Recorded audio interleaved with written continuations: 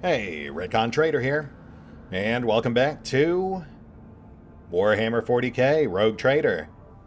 As today we take our first foray into Winterscale's realm. Though, from what I understand, mostly from what I heard back in early access, the actual core Winterscale realm is locked to, like, Act 4. It's definitely late game content, so really we're just kind of poking around the periphery for now. Primarily in search of Jay's seal of approval, but we do have a few other rumor zones and potential quest hooks to pursue. That said, we will need to be ready to basically drop everything should Achilles Scalander contact us. He did set a pretty blatant plot hook for us last time around, so now we're just waiting for him to reel it in. But until then, we're free to explore. Let's head for Muro 79. Then we'll just kind of go down the chain from there. Hopefully we'll find some nice resources in the process.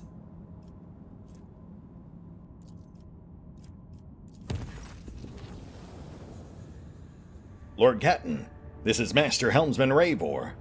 The crew is grumbling again, but they've a right reason this time. Our analytic systems have gone totally bonkers. The Red Robes, Tech Priests are blaming the anger of the machine spirits. Allegedly, this is how they profess their displeasure at the crew not being worshipful.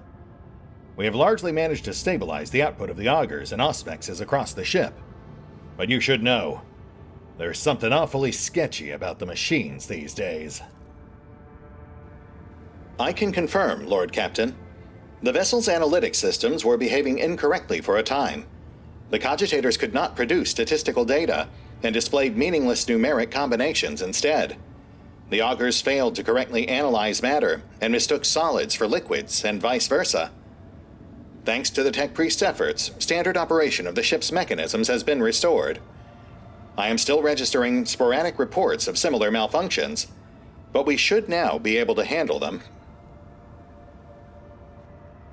Right. Good to have some fluid solutions on hand.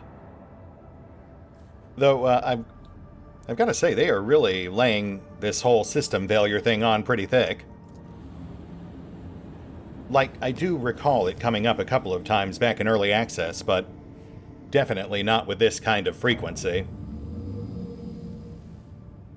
Too early for me to really speculate on what's going on there, but if this were a more conventional science fiction property, I might guess that, like, Theodora had backed her mind up or something in the ship's computer systems, but I think that's a bit beyond the scope of Warhammer 40k. Let's see what Muro 79 has to offer.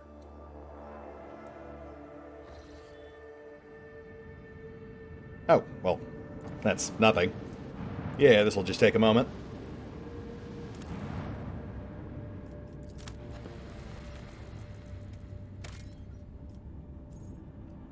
Prisoners of Ice. A strange and frightening discovery was made at one of the sites on this frozen world. Countless human bodies suspended in the clear ice of a glacier. The bodies showed no signs of injury. It was as if they dived into liquid water the moment before it turned to solid ice, freezing them in place with their eyes wide open and their hair fanning out behind them. Searches uncovered nothing that could explain this mystery. Ooh, quite the chilling discovery indeed. Though, I mean, to be fair, it really just kind of sounds like more warp shenanigans.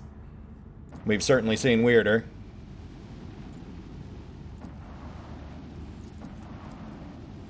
Exploratory Void Station. What are you guys doing out here?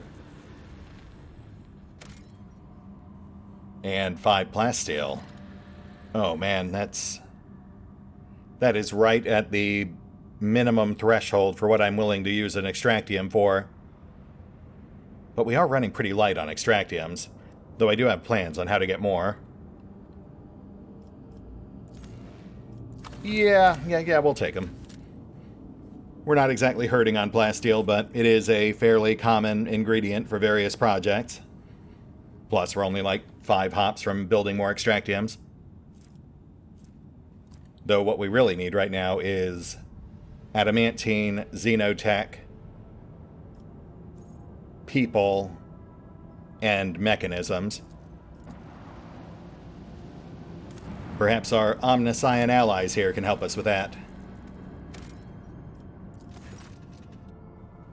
When the rogue trader's ship approaches the Adeptus Mechanicus Void Station, it is met with the hostile scrutiny of the station's defense lasers. An Explorator Lex mechanic who introduces himself as Service Unit 42 dispassionately inquires how the station can be of use to the rogue trader. Oh, you know, just out and about, rogue trading it up. Always eager to explore new trade opportunities. Upon consulting data from the station's main cogitator, Lex Mechanic Service Unit 42 confirms that the station requires rare transuranium elements or natural gas for research of an undisclosed nature. For its part, the station cannot offer the rogue trader anything in exchange at the moment, but the Adeptus Mechanicus representative on Footfall will certainly repay him for his aid. Yeah, sure. I mean, all this stuff is going towards building rep anyway. 2 stacks of fuel, that's 200 rep.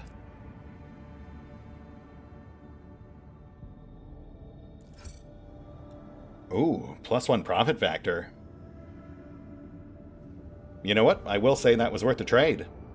200 rep for +1 profit factor is actually pretty fantastic, considering it usually takes us 2,000 to 3,000 just to boost a single rank.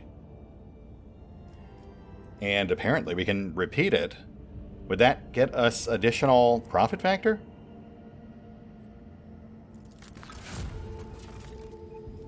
No, this time they gave us Mechanicus Creations, 2 stacks. That's actually a net gain. 300 rep versus 200 for the fuel. Plus a Mechanicus Respirator, which grants +15 to Medicae. That is fantastic. Wow, also it means you guys are absolutely liars. You said you had nothing to trade.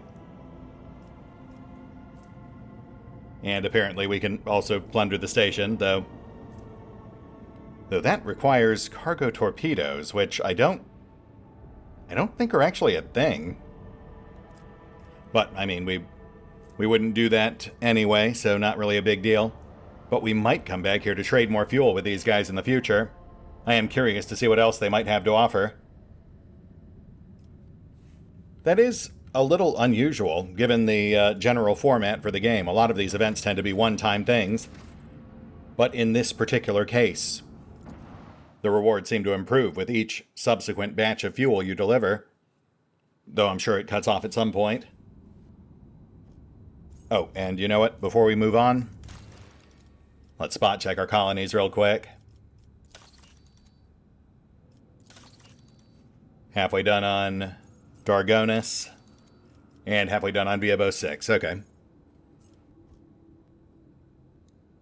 So those will both be done after one more warp jump. Speaking of which, looks like we're headed for Langren's Belt, which appears to be in 2 overlapping rumor zones. Let's see what we got.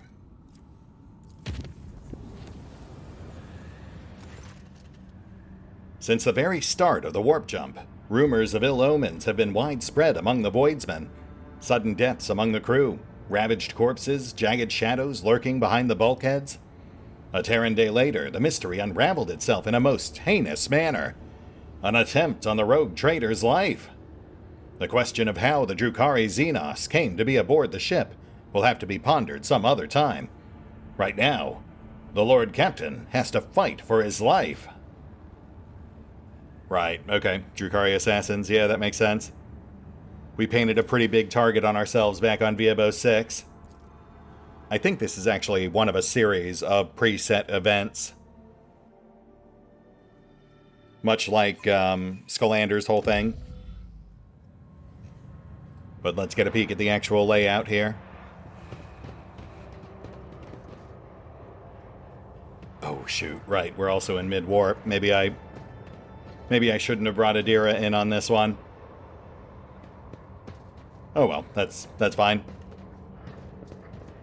What's the worst that could happen? Takes more than veiled threats to put me off. Watch your steps.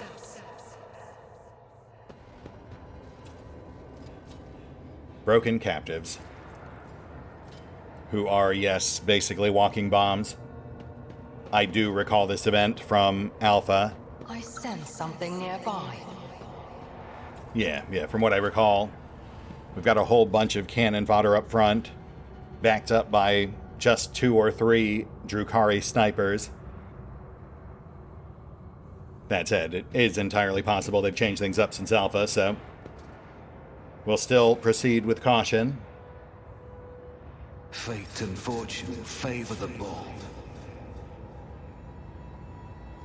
Let me just check something real quick. You will beg for mercy, but I will grant none. What was that whimper, monkey? Right, okay. They explode like crack grenades on death. Good to know. There's one Drukhari sharpshooter.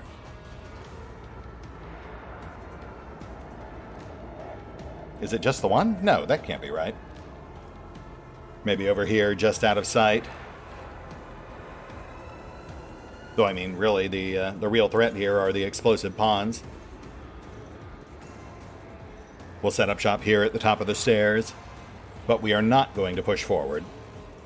We'll just secure our foothold and then focus on burning them down before they can actually move base to base. We'll have Valen and Yurliet deal with any Drukhari who pop up.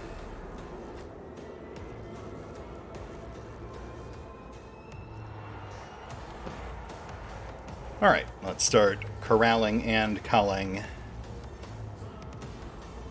Abbey and Pask are of limited use in this particular scenario, since obviously we don't want to melee anyone. So it's mostly the snipers and psychers who will be doing the heavy lifting. Though even there we have to be careful, because with Adira in particular, we are not under ideal casting conditions.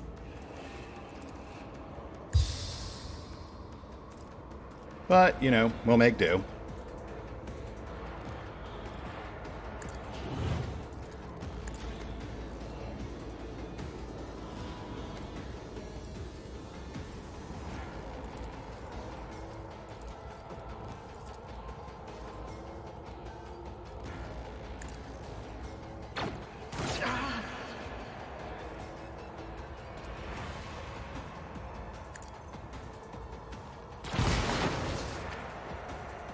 One out.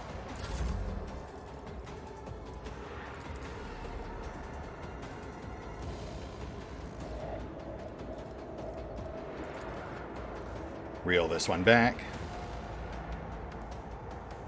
Look out.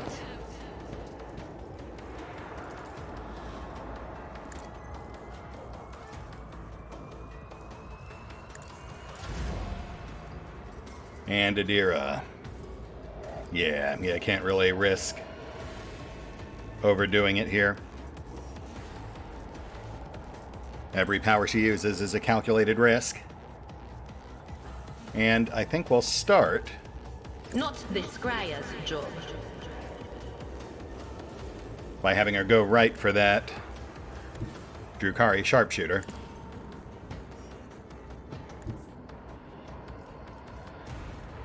I wish they drew line of sight, even if you didn't have a ranged weapon equipped.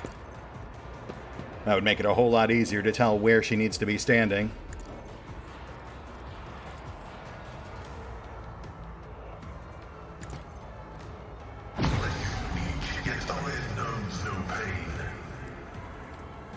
Oh, close. Also, combat log appears to be broken, so I guess we can just close that. Yeah, that's not going to be much use to us. But, yeah, we almost took him out. The DOT should finish him off.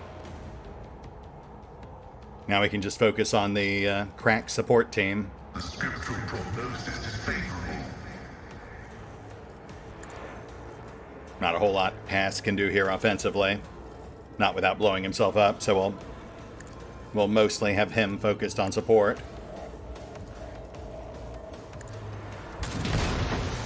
Hey, there we go. Emperor, protect me.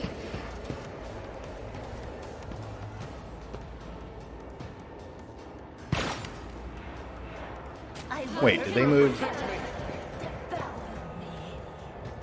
Okay, yes. Yes, they're dead. Don't touch me. I guess DOT's ticket, end of turn now. Which is fair. It does give you a chance to potentially cure the condition before it gives you. Though that's obviously less a priority for the baddies.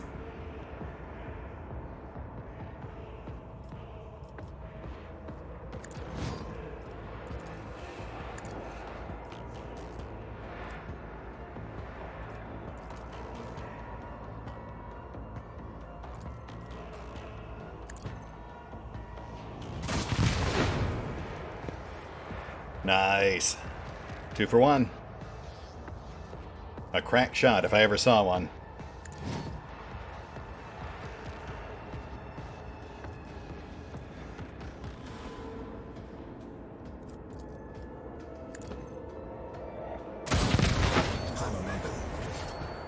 And that's 3. Left flank clear. I am not your Zeus pet, Molly. Nice. Trap keeps him still. Let's keep trimming.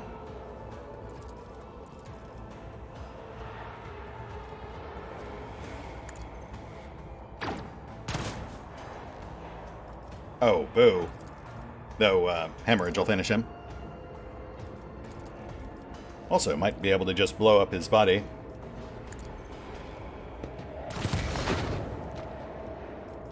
Take him out with the AoE. Another enemy down. Yes. Perfect. On it. Which leaves 2 in front of us. Let's knock this one back.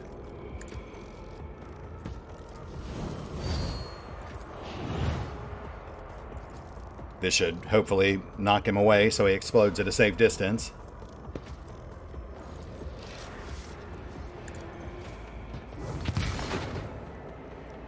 Crap. Okay, well that's... that is obviously not what I was going for, but that's fine.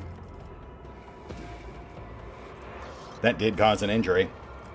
So even though he completely tanked that hit and only took 1 actual wound, just being adjacent to the guy who exploded automatically applied an injury. They're essentially being treated as if they were traps or environmental hazards. Though, I mean, ultimately not a big deal. We're on our ship. So once this fight is over, injuries and traumas get reset. What do we got? 4 left now? Yes. I am a navigator, not a servant. Not what I meant to do, but that's fine. We're almost done.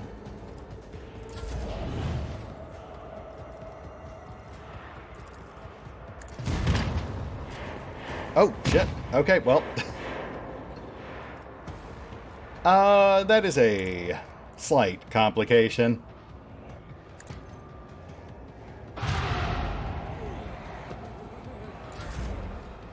I can't stand it. Protect me.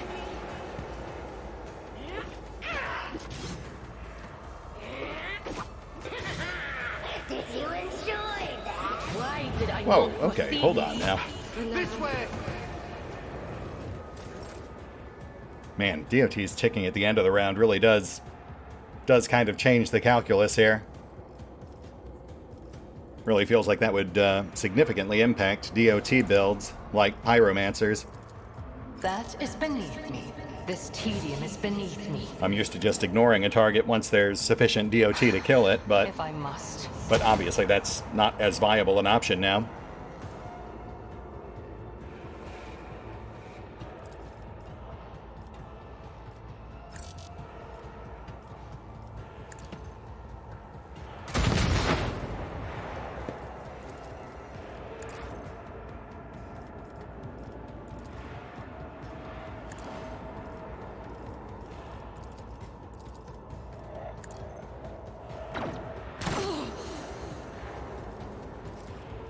I'll make it happen.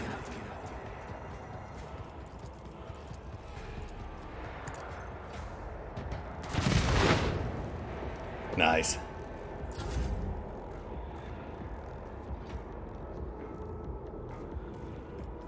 At your beck and call. And hold. Yeah, no reason to have you rush in.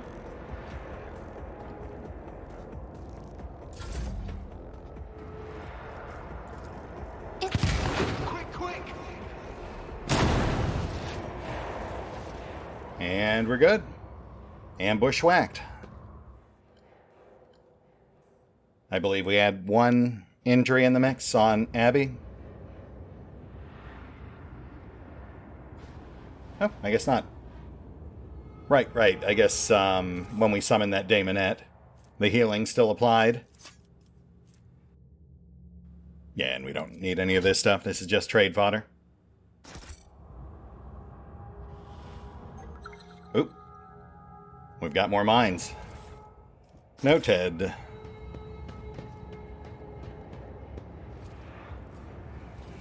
Let's do a quick sweep, just to make sure we don't blunder into anything. Yep. And one more blocking the other stairway, I'd wager. None are better at searching. Yeah, that seems about right. Wow, that's actually a fair bit of cargo, too. That was like, Wits about you.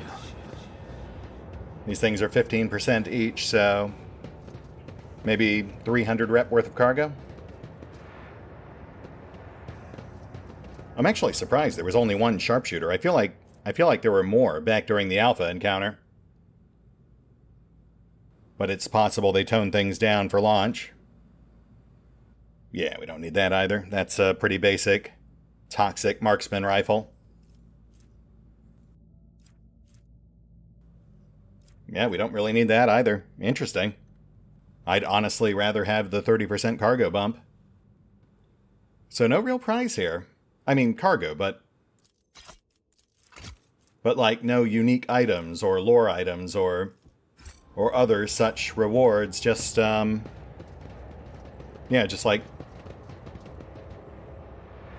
350, 400 rep worth of generic goods. Plus experience, I suppose.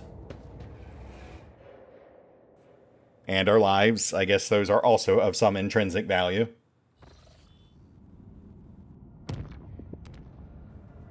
And Langrand's belt. Though first, let's get those projects going. 5 trauma kits, we'll take those. Genetic Mercy complete. That's 4 stacks people, but not enough for any of our current projects. And Dreamless, which nets us +2 efficiency.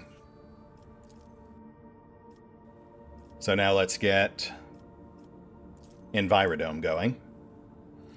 That'll block ergonomics, but I wasn't going to do that one anyway. That one really is kind of a nightmare. So yeah, we'll stick with the dome. +5 carouse, +10 toxic resist, +2 complacency and security, though it will use the last of our mechanisms and adamantine. Though mechanisms won't be a problem, because we are about to do another project that will actually net us 6 more of those. Which is good, because we'll need those for Extractium Metallica, which requires 2 mechanisms. And that will net us 5 more Extractiums. So let's pop over to Dargonis. And we'll get guilds going. Which feels like a pretty decent one for a roguish crime lord. I mean, I could live without the environmental impact, but what are you going to do? That aside, yet another renewable source of goods, +3 efficiency, +6 mechanisms. Incredibly useful. And at a relatively low cost, just Promethium, Plasteel, and I suppose the opportunity cost of losing access to the other 2 rank 3 projects, since they're all mutually exclusive. I will say, though, if we weren't going for the Extractiums, I would seriously consider Adeptus Arbitus.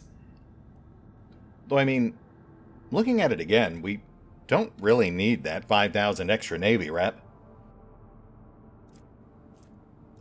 Yeah, I think we're good with guilds. And then beyond that, not much else we can do right now. We need Caspelika rep, we need Xenotech, we need Adamantine.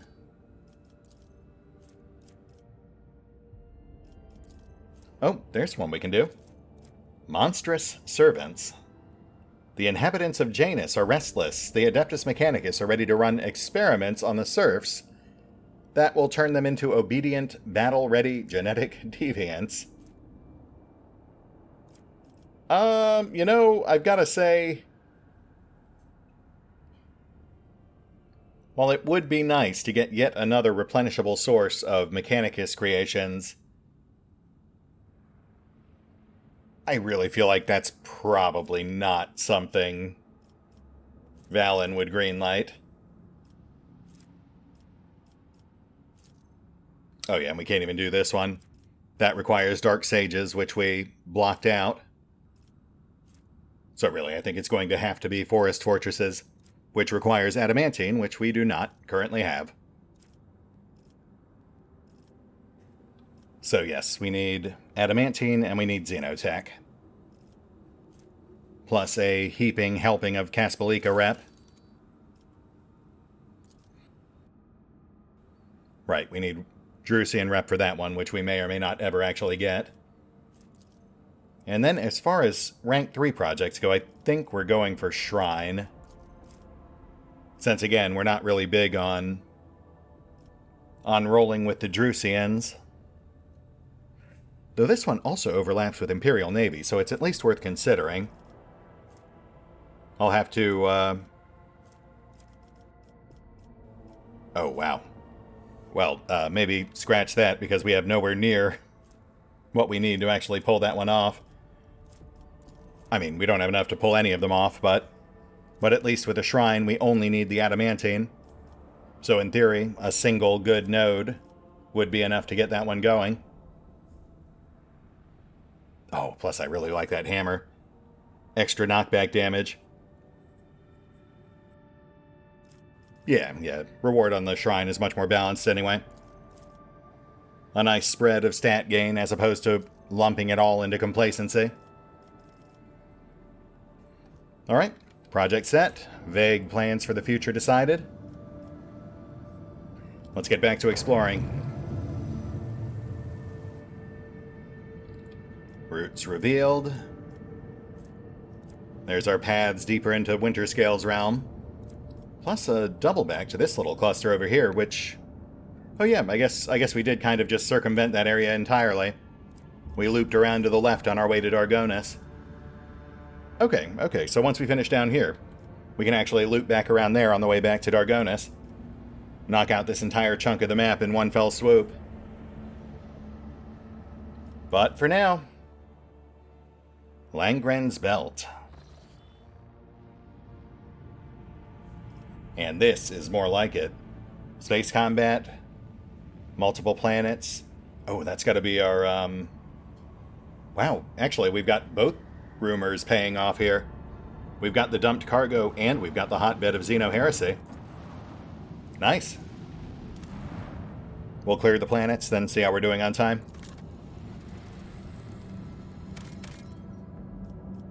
Snow World clear.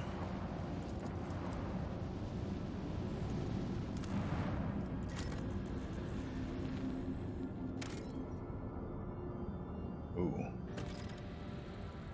6 plasteel. Oh, man. Well, we did just spend some plasteel. We had a project, I think, that just consumed 3. Yeah, let's go for it. I mean, I burned an Extractium on 5. I should definitely do it on 6. Plus, we've got 5 more Extractiums coming down the pipeline. That does give us a little more wiggle room. That nets us a Hecutor pattern plasma battery. 99 damage spread over 3 shots. Yes, that is a notable upgrade. Though it does make our loadout a bit asymmetrical. Now we're going to have one side with short and one with long. So that's going to be short on left, long on right. Sorry, Abby, you were saying? The bowls of Riven worlds contain extremely rare metals and minerals, but it appears someone has beaten us to it. In this case. Yeah, I'm going to guess that was probably Winterscale, considering this is all his territory. Which I suppose does raise questions about our claims on those resources, but all part of being a rogue trader, I suppose. Ooh, 5 provisions. Yeah, we'll take those. Though I would not, if we weren't about to build more extractiums.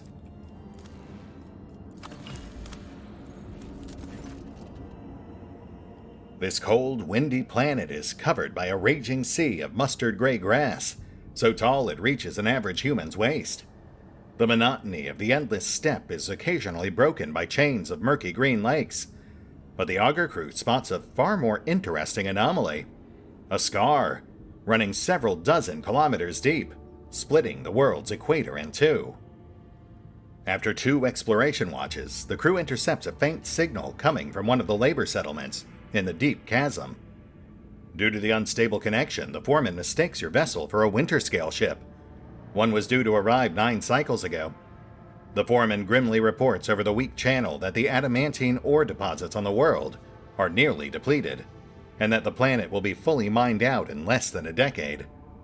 With some difficulty, he picks up enough words to understand that the ship in orbit belongs to another rogue trader's house. Then, awkwardly apologizes, and falls silent. At some point, the connection cuts off completely, and you leave the foreman and his prospectors to wait for their real master. Interesting. Though I suppose nothing we haven't really heard before. We already heard several rumors about Winterscale being overly distracted and neglecting his own holdings. I imagine we'll encounter more things like this as we get deeper into his territory. Though, as aforementioned, ultimately, I don't think we'll get to the root of the issue until much later in the game. I think that's like Act 4 or 5. From what I've heard, never actually played that far.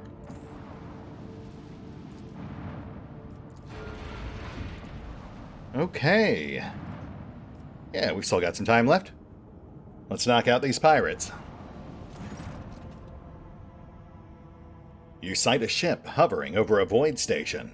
The vessel bears no identifying marks, but the landing craft swarming the station below make the situation clear. Pirates have seized an Imperial outpost. The augurs detect that the pirate ship is warming up its engines and quickly reloading its cannons. It is preparing for battle. I mean, we've got a fair to middling reputation with the Fellowship. I feel like we should at least try to talk this out. Though I do suspect they're just going to attack us anyway. Gotta try. Instead of responding to your hail, the ship fires a salvo and sets course toward you. You know what? That's just fine. Let's do this. Now I can leave your remains strewn across the stars in good conscience. I lift up my voice in prayer for this vessel and its hallowed guns. Viper, Cobra. 2 more Vipers. Oh wow, yeah, this, unless there's more coming, this is a cakewalk.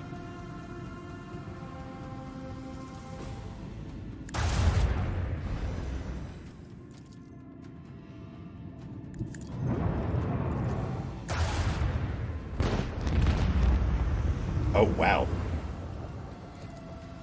And Cobra out. My goodness. Let's see if we can nuke that Viper. And we're long range on right. Yeah. So move up, extend range.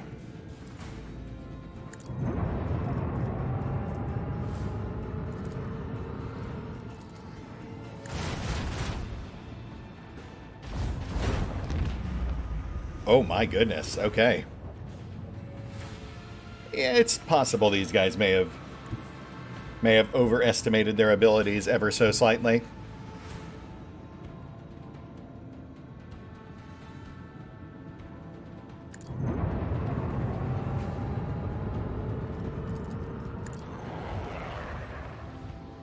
Shields on left. I don't think they'll get close enough regardless.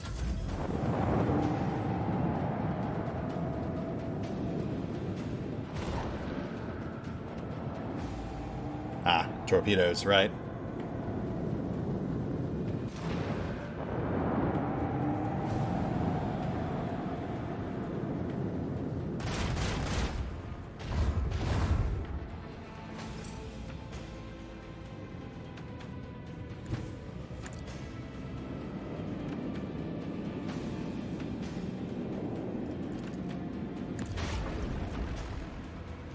Viper 2, running. Let's electric slide. Hi there. Oh, wow, okay. Lance?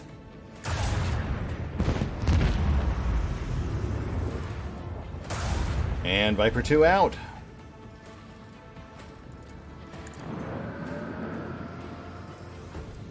Followed swiftly by Viper 3, I hope?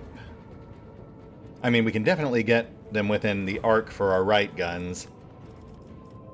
But I don't want to be adjacent when they explode. That would do unnecessary damage to our hull.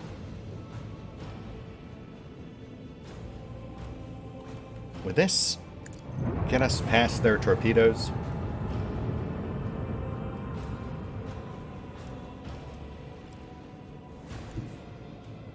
Yeah, kinda.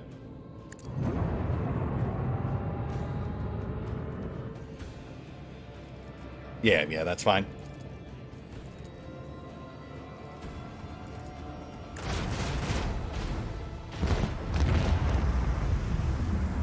Viper 3 out.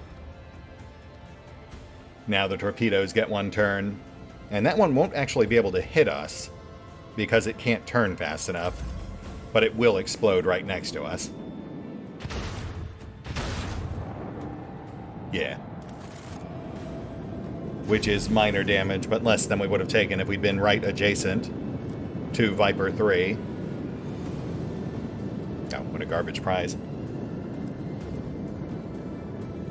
Well, no, 330% Void Pirate trophies. That's actually not bad. Especially considering the minimal amount of threat those guys actually pose. And sadly, we're going to have to call it there. We do not have time to take out the pirate den today. That'll have to be our opener for next time round. That said, I feel like we still made some decent progress today. We cleared Muro. We mostly cleared this sector, minus the station, of course. We thwarted an assassination attempt, we took out a pirate fleet, and did some general colony work. So yeah, things are moving along. That said, we'll hit the pause button for now. I'll take care of the usual off-screen bookkeeping. Perhaps clean up our inventory a bit. These are all unique items I've been holding on to, just in case we need them for the DLC companions, but we could probably stand to lose at least a few of them. So, we'll hit the pause button for now. We'll take care of that stuff off screen. And we will pick up here next time. See you then.